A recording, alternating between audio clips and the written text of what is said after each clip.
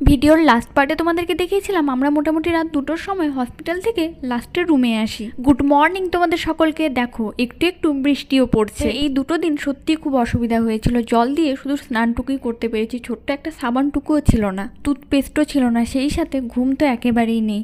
তারপরে তোমাদের সাথে গল্প করতে করতে আমরা আবার চলে আসলাম হসপিটালে। সকাল 8টা থেকে 8:30 হবে।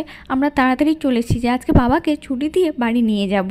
কিন্তু সত্যি কথা বলতে অ্যাডমিট হওয়ার প্রসেসটা হতে 5 থেকে 10 মিনিটও সময় লাগে না। ছুটি নিতে যখন যাবে অনেক প্রবলেম, অনেক সমস্যা তারা দেখায়, সহজে ছুটি নিতে দেয় না। ডাক্তারবাবুর আসার কথা ছিল সকাল 8টার সময়, কিন্তু ডাক্তারবাবু এসছেন বেলা 1টাও পার করে। ছুটি কোনো মতেই তারা দিবেন না। সুস্থ পেশেন্টও হঠাৎ করেই যেন অসুস্থ হয়ে গেল, কোনোভাবেই ছুটিটা আমরা পাচ্ছিলাম না। অনেক প্রবলেম, অনেক সমস্যা ফেস করে নিজের রিস্কে বলতে পারো আমরা বাবাকে বাড়ি নিয়ে এসেছি। কেন জানি মনে হলো সেখানকার সিস্টেমটা একটু অন্যরকম। আর বেশি কিছু বলবো না, আবার খুব তাড়াতাড়ি দেখা হচ্ছে তোমাদের সাথে নেক্সট ভিডিওতে।